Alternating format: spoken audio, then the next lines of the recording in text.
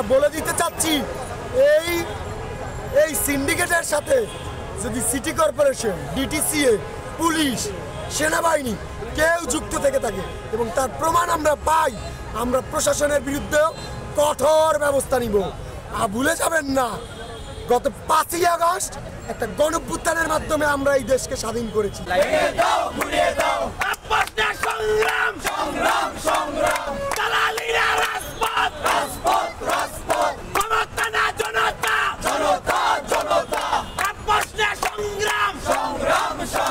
স্বাধীন বাংলাদেশ, আমরা দেশে একটি পরিবর্তন আনার জন্য, নেতার নয় নীতির পরিবর্তন আনার জন্য আমরা আন্দোলন করেছি। আমার বড় ভাই তানজিদ ভাই বক্তব্য দিলেন, তার চোখে মুখে এখনো গুলি লেগে রয়েছে, আমারও কয়েকটা গুলি জায়গায় আটকে রয়ে গেছে, আমার ডান চোখে এখনো গুলি আটকে রয়েছে, আমার মাথায় এখনো 4টা গুলি আটকে রয়েছে। আমরা এটা নিয়ে আমরা খাটাখাটি করছি, আমরা রাজপথ ছাড়িনি। দেখা গেছে আমরা 2 মাস ধরে কাপ্তান বাজারে সিন্ডিকেট যে বাহিনী যারা রয়েছে, মুরগি ব্যবসায়ী যারা রয়েছে, তাদের সাথে আমরা আলোচনায় যাই, আলোচনায় যে তাদেরকে বুঝাই, কিন্তু তারা আমাদের কথা বার্তা দেয় না। পরে প্রশাসনের অনুরোধে, যৌথ বাহিনীর, পুলিশ আর সেনাবাহিনীর অনুরোধে, নাম দিতে জানি না, সেনাবাহিনীর অনুরোধে আমরা ওখানে যাই, আমরা আমাদের কর্মসূচি ডাকি। এর আগেও আমরা ওখানে গিয়েছিলাম। তবে কালকে আমরা যখন নাকি যাই, আমরা দেখতে পারি আমাদের অভিযানের মাঝখানে পুলিশের কোনো ভূমিকা ছিল না, তারা নীরব দর্শকের চেয়েও জঘন্য ভূমিকা পালন করেছে, আমাদের তো সহযোগিতা পাইনি। আচ্ছা, আপনাদের হামলা করার কারণটা কি? আপনাদের উপর হামলা করার কারণটা কি? হামলা করার কারণ, যারা মুরগি ব্যবসায়ী ছিল তাদের যখন নাকি আমরা বললি ভালোভাবে যে রাস্তাটা ছাড়েন, তারপরে যখন আমরা সেনাবাহিনী এবং পুলিশ নিয়ে প্রথম ধাপে যখন অভিযানে যাই, মুরগি ব্যবসায়ীদের সমিতিদের যারা মুখ্য প্রধান রয়েছে তারা এভাবে বলে, ভাই আপনারা যদি আমাদেরকে রাস্তার এখান থেকে সরান, দেশের সিন্ডিকেট কাকে বলে এরপরে দেখবেন। স্বাধীন বাংলাকে হামলা করে আমাদের যারা মিডিয়ার ভাইরা রয়েছে তাদের উপরেও হামলা করা হয়। পুলিশ এখানে কোনো তৎপর অ্যাকশন নিতে পারেনি, আমরা বলার পরও তারা কোনো অ্যাকশনে যেতে পারেনি। এখন হামলা, সিন্ডিকেটের যে হামলার বিষয়টা সেটা আজকে নতুন না। আপনারা জানেন যে সিন্ডিকেট আজকে গত 17 বছরে শেখ হাসিনা নিজের গদি টিকানোর জন্য সে বারবার সিন্ডিকেট মাফিয়াদের সাথে আপোষ করে গেছে। আর আমরা 24-এ যারা রক্ত দিয়েছি, 18 থেকে যারা সংগ্রাম করে আসতেছি, আমরা সংগ্রাম করে গেছি। এই সংগ্রাম করার কারণে আমরা যখন তাদের সাথে আপোষে রাজি হতে চাই না, আমরা শেখ হাসিনার সাথে যেরকমভাবে লড়াই করেছি, সংগ্রাম করেছি, আমরা সিন্ডিকেটের সাথে ওইভাবেই সংগ্রাম করে শেখ হাসিনাকে যেভাবে তাদের গদি ভাঙছি, ঠিক সেভাবেই আমরা সিন্ডিকেটের গদি ভাঙার জন্যই লড়াই করতেছি এখন পর্যন্ত। সেখানে কোনো অন্যায় কাজে যুক্ত হতে যায়নি, তারা আমাদের উপর হামলা করবে, এটা কিন্তু ঠিক না। কিন্তু তারা আমাদের অতর্কিত হামলা করছে, এটা আসলে আমি মনে করি আশ্চর্য।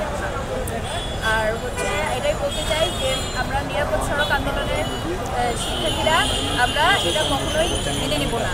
হ্যাঁ, আমরা জোর দাবি জানাচ্ছি, আমরা এটার প্রতিকার করবো এবং হামলাকারীদের শাস্তিযোগ্য বিচার করবো, বিচার দিব।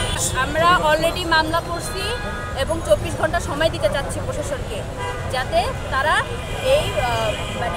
এই ব্যাপারে ব্যবস্থা নিতে পারে। আচ্ছা, আমরা এর আগে 3টা অভিযান চালাইছি। এর আগে অভিযানের আগে আমরা বিভিন্ন মন্ত্রণালয়, স্বরাষ্ট্র মন্ত্রণালয়, সিটি কর্পোরেশন, তারপরে ডিডিসিএ, পুলিশ যারা আছে, সেনাবাহিনী, সবাইকে স্মারকলিপি দিয়েছি।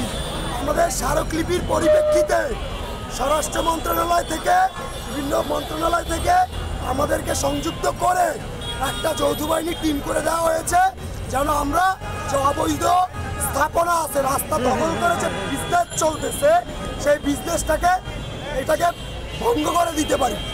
তো তারই ধারাবাহিকতায় আমরা 3টা অভিযান এর আগে চালাইছি, সেপ্টেম্বর মাস থেকে এই পর্যন্ত। তারপরেও যখন দেখছি যে রাস্তা দখলমুক্ত হয় নাই, তখন আমরা আবারও এই অভিযান যৌথ বাহিনীর নির্দেশনায় পরিচালনায় যাই। সেখানে লোকটা ছিল সিটি কর্পোরেশনের লোকের উপরে, তারা অতিরিক্ত হামলা চালায়, সেখান থেকে আর কি একটা বিশৃঙ্খলা সৃষ্টি হয়। তারই পরিপ্রেক্ষিতে তারা স্টুডেন্টদের উপর হামলা করে। সেখানে পুলিশ একদম নির্বিকার ছিল। তারা বলতেছে এখন যে তারা নাকি ম্যাজিস্ট্রেটের নিরাপত্তা দিচ্ছিল। ম্যাজিস্ট্রেটের নিরাপত্তা দিতে কি ইউজ অফ পুলিশ লাগে? ইউজ অফ পুলিশ লাগে না।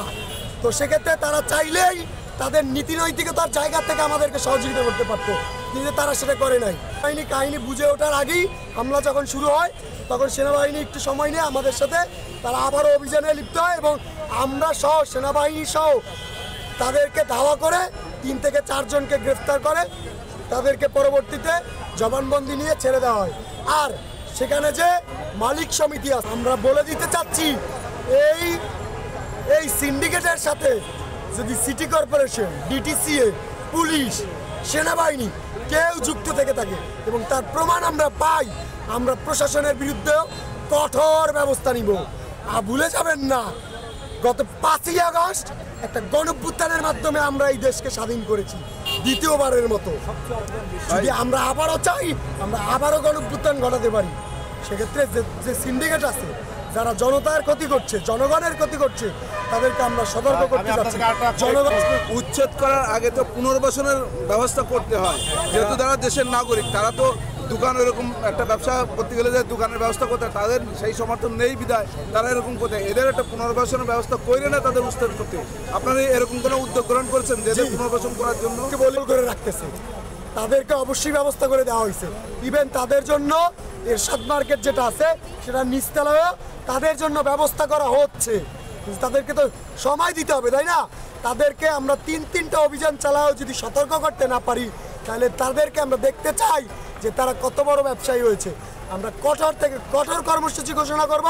এই অভিযান পরিচালনা কন্টিনিউয়াসলি চলতে থাকবে, আমরা তাদেরকে দমন করে ছাড়বো ইনশাল্লাহ। আপনাদের পক্ষ থেকে তাদের এই আহ্বানটা ছিল আপনারা স্থানান্তর হন, আপনারা এখানে আসেন, আপনাদের কোনো মেসেজ তাদের কাছে? অবশ্যই মেসেজ দেওয়া হয়েছে তাদেরকে, 3বার তাদেরকে মেসেজ দেওয়া হয়েছে, তারা সেটা মানে নাই। প্রশাসনের এর পরিপ্রেক্ষিতেই বিভিন্ন মন্ত্রণালয় থেকে অ্যাডজাস্ট করে, ম্যাজিস্ট্রেটকে অ্যাডজাস্ট করে আমাদের সাথে পাঠানো হয়েছিল মোবাইল কোর্ট চালানোর জন্য। ধন্যবাদ।